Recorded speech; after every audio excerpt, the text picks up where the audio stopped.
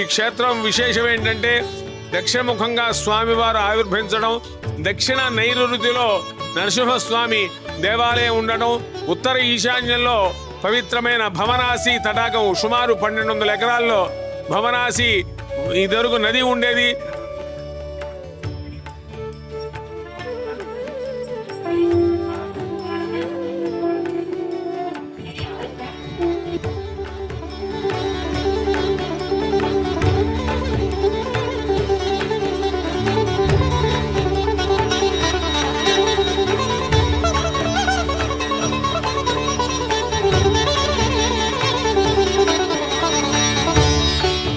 మనం అందరం, ఎందుకంటే ఇక్కడ ఏ కోరికలు ఉన్నా కూడా ఆయన మనసులో ఉన్న మన కోరికలను ఆయన తీర్చగలిగే శక్తి ఉన్న క్షేత్రం ఇది.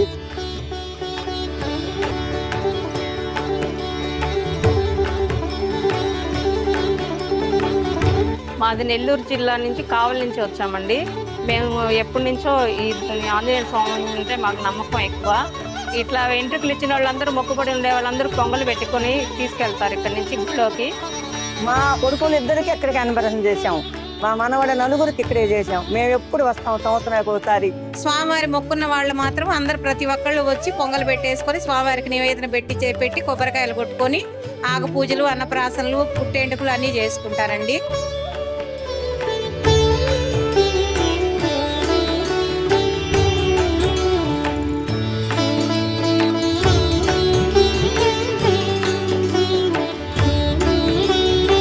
నేను 2 నెలలకు ఒకసారి వస్తూనే ఉంటాను. 2 నెలలకు ఒకసారి భోజనం బ్రహ్మాండంగా ఉంటుంది, ఇబ్బంది లేదు, ప్రశాంతంగా వడ్డిస్తారు, పంపిస్తారు.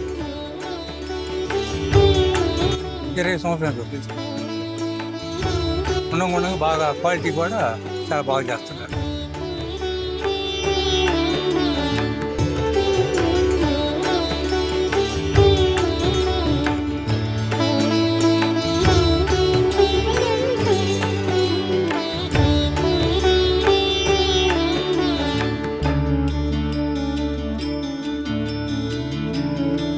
నమస్కారం. శ్రీ ప్రసన్నాంజనేయ స్వామి దేవస్థానం సింగరకొండ నందు నూతన దేవాలయం నిర్మాణం జరిగింది. ఈ నిర్మాణాన్ని మే 19వ తారీఖున ప్రారంభించడం జరుగుతుంది. ఆ సందర్భంగా కుంభాభిషేకాన్ని నిర్వహిస్తున్నాము. జగద్గురులు శృంగేరి పీఠాధిపతి స్వామివారిచే ఈ కార్యక్రమము దిగ్విజయంగా పూర్తి చేయడానికి కావాల్సినటువంటి ఏర్పాట్లు చేశాము.